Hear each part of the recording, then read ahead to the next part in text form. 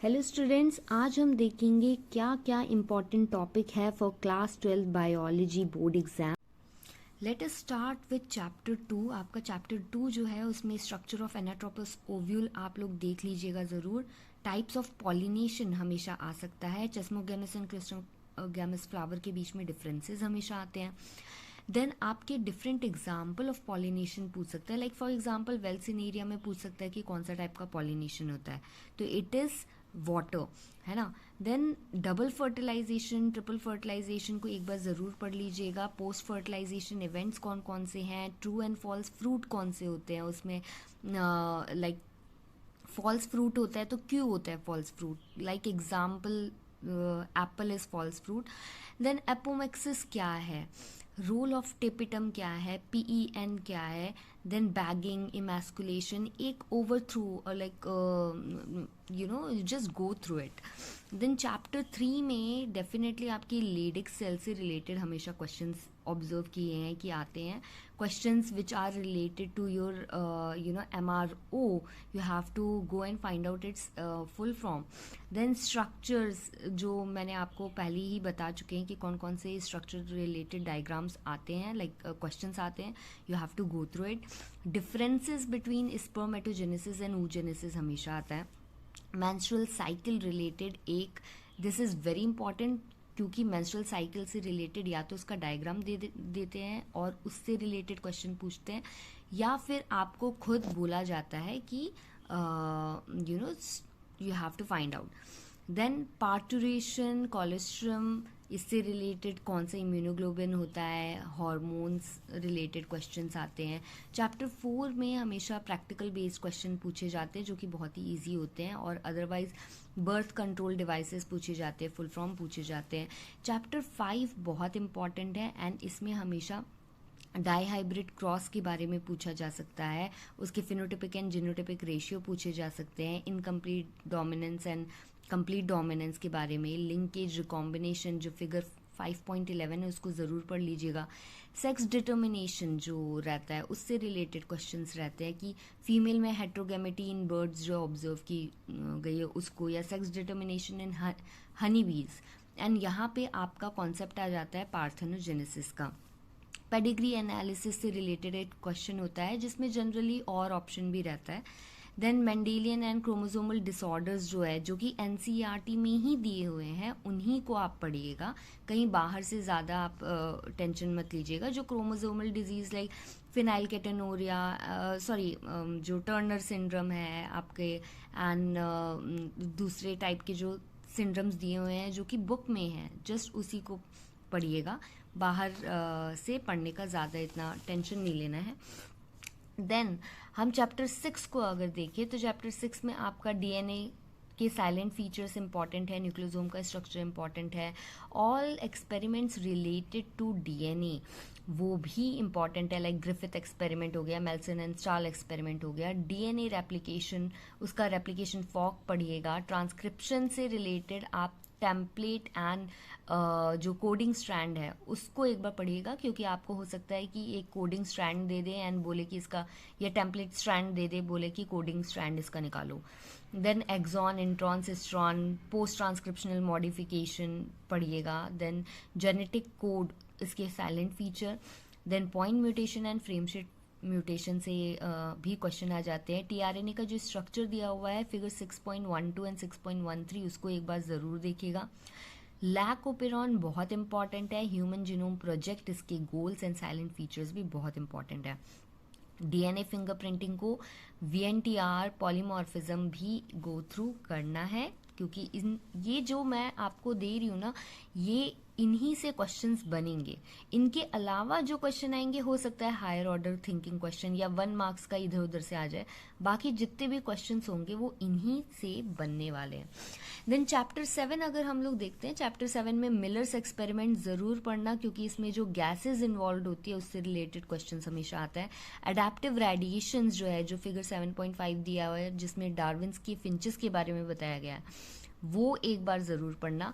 Hardy Weinberg principal again बहुत important है, क्योंकि चैप्टर 7 से ये हमेशा आता है ह्यूमन इवोल्यूशन के बारे में बहुत कम पूछा जाता है, but you never know, because हो सकता है ह्यूमन इवोल्यूशन से रिलेटेड आपका कोई प्रैक्टिकल आई मीन कोई क्रिटिकल थिंकिंग बेस्ड क्वेश्चंस आ सकते हैं. Then natural selection, speciation, genetic drift, homologous analogous organ, ये भी कुछ पॉइंट्स है जो कि इंपॉर्टेंट है, आप इसको भी पढ़ सकते हो. स्पेशली जो मॉथ रिलेटेड एक्सपेरिमेंट है जिसमें वाइट एंड ब्राउन मॉथ के बारे में बताया गया है एनालोगस एंड होमोलोगस ऑर्गन्स के बीच में, ठीक है. And genetic drift and speciation को एक्सप्लेन करते हुए इसको बताया गया है मॉथ का experiment. That also you just go through it. Chapter 8 की हम बात करें तो चैप्टर 8 में डिजीज़ जो दिए गए हैं, डिफरेंट 3-4 टाइप्स के डिजीज़ दिए हुए हैं, लाइक आपका टाइफॉइड है, उसका पैथोजन जो है सैल्मोनेला टाइफी. तो इस तरीके के आपको पैथोजन्स याद करने हैं, उनका वाइडल टेस्ट क्या होता है ये भी आपको पता करना है. Then life cycle of plasmodium is again very important, जो कि श्योर शर्ट हम लोग बोल सकते हैं कि क्वेश्चन आता ही आता है.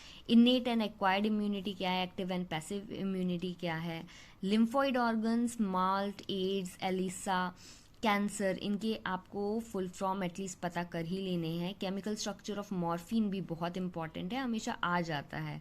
एंड इफेक्ट्स ऑफ ड्रग्स, क्योंकि कुछ एप्लीकेशन बेस्ड क्वेश्चन रहते हैं, आपको जस्ट क्वेश्चन पूछा जाएगा, जो कि ये इजी ही लगता है कि अगर अल्कोहल कंट्रोल करना है या अगर कोई एडिक्टिव है तो उसको कैसे कंट्रोल करना है, या इसी somewhat related to this alcohol abuse.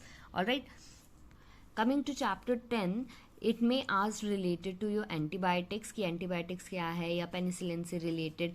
But इसमें शॉर्ट क्वेश्चन जो आएगा वो सीवेज ट्रीटमेंट का आएगा. इससे related Ganga action plan, Yamuna action plan से रिलेटेड प्रैक्टिकल बेस्ड क्वेश्चंस पूछ सकते हैं. बायोगैस प्लांट के बारे में पूछा जा सकता है. मिथेनोजेंस कौन कौन से हैं, इनके मिथेनोजन के नाम पूछ सकता है 1-2 मार्क्स के लिए. इसमें भी बीटी कॉटन यानी कि अदर बायोलॉजिकल कंट्रोल एजेंट्स के बारे में पूछा है, तो trichoderma, baculovirus and other biological control के 1-2 के नाम आपको याद रखने पड़ेंगे. बायो फर्टिलाइजर्स जो हैं उनके ऑर्गेनिजम्स के नेम आपको याद करना पड़ेगा. ये अगर याद कर लोगे तो इसमें बाकी कुछ याद करो ना करो, सीवेज ट्रीटमेंट ज़रूर याद करना, क्योंकि ये हमेशा आएगा. And I am telling you, ये 3 मार्क्स से 5 मार्क्स का ज़रूर आने वाला है. चैप्टर 11 आपका, इसमें मॉलिकुलर सीजर्स क्या है वो डेफिनेटली याद कर लो, 1 या 2 मार्क्स का आता है. या फिर आपका जो नाम दे देगा एंड आपको पूछेगा कि ये ब्लंट एंड काटता है या फिर कैसा, तो मॉलिकुलर सीजर्स आपको ज़रूर याद करना है. RDNA टेक्नोलॉजी इसमें से डेफिनेटली आने वाली है, क्योंकि यही है इस चैप्टर में. तो इन दोनों को ज़रूर याद कर लो, और बाकी का चैप्टर बहुत कॉम्प्लिकेटेड है, उनको अगर नहीं होता है आप छोड़ दो. RDNA टेक्नोलॉजी फॉर श्योर है क्वेश्चन. चैप्टर 12 में आप green revolution, GMO, BT cotton का क्राई जीन जो है स्पेशली, उससे रिलेटेड जो भी आंसर बनते हैं उसको अच्छे से प्रिपेयर कर लो. आर्टिफिशियल इंसुलिन क्या है और इसके बारे में ज़रूर पढ़ लेना. जीन थेरेपी क्या है, थोड़ी बहुत इसके अंडर में आप पढ़ना, नहीं तो जीन थेरेपी अगर नहीं आता है तो यू जस्ट लीव इट, कोई बात नहीं.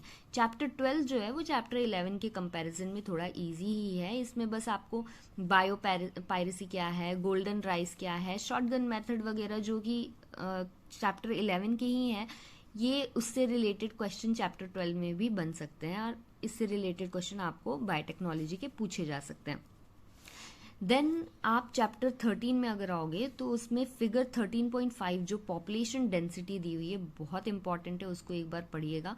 ग्रोथ मॉडल्स जो है, जो फिगर 13.6 में दिया हुआ है पॉपुलेशन ग्रोथ कर्व, उसको एक बार ज़रूर देखना.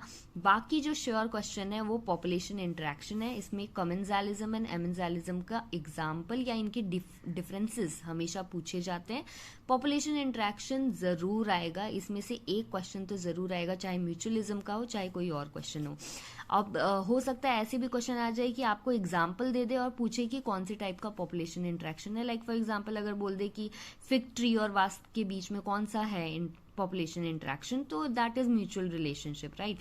Now apart from this they may also ask कि camouflage मतलब क्या होता है, या endothermic and ectothermic animals क्या होते हैं, hibernation and estivation के बीच में differences क्या है. So all of these you can just go through it and mutualism जो है या फिर पॉपुलेशन इंट्रैक्शन जो है इस चैप्टर में से बिल्कुल मत छोड़िएगा।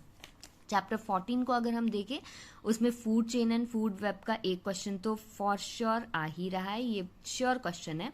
देन आपके डेट्रेटस फूड चेन जो है स्पेशली इससे रिलेटेड आपको क्वेश्चन पूछा जा सकता है। इकोलॉजिकल पिरामिड भी श्योर कह सकते हैं क्योंकि इसमें जो आपके 10% एनर्जी लॉ है वो आ जाता है। आपका अपराइट जो पिरामिड है उसको पूछा जा सकता है कि कौन सा पिरामिड उल्टा है या अपराइट है।